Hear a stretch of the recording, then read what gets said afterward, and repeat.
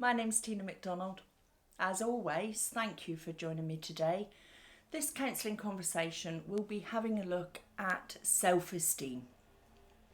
It's something that in counselling we see quite a lot, and it's also something that you can logically break down and have a look at together within the counselling room, whether that's virtual or face-to-face. So the definition of self-esteem, how do we come about this term? The definition of it is an individual's evaluation of their own worth, their beliefs about themselves.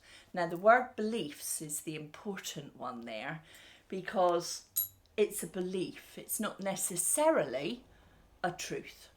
And that's where the difference comes in, and together we can have a look at what's fact, what's a belief. Okay. Some people also believe that there's, really, really low self-esteem and that others have high self-esteem. Now that's the truth of all of us, but we're all a little mixture of both. Unless we get into the cycle of belief about ourselves that we only have low self-esteem.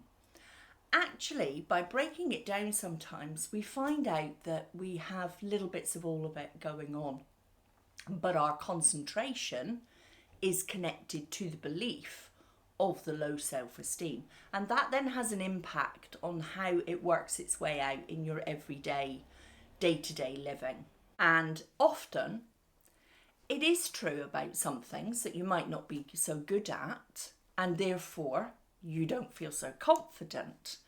But it doesn't necessarily have to then manifest itself right across everything. Because I'm rubbish at that, I'm just rubbish at everything, I'm just rubbish actually. That's not how it needs to work. It's about looking at the confidence with things, the things that you are good at, the things that you do feel confident at, even if they're very, very minute and you don't recognise they're there. Together, by looking for them, we find them.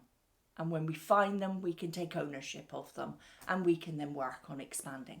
A kind voice, let's silence that inner critic. We've talked about you before and we know the importance of the tone and the words that we use about ourselves to ourselves.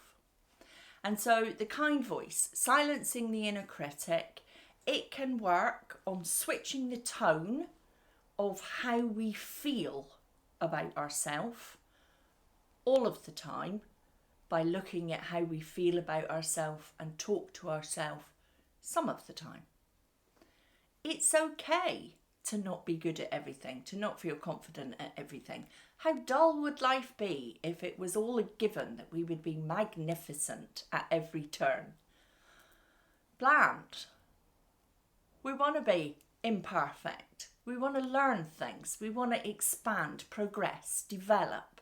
And through that, we will have stumbles of confidence, which if we take on board as I have low self-esteem or no self-esteem, then it's a self-fulfilling prophecy that we believe about ourselves. And so therefore it limits our approach.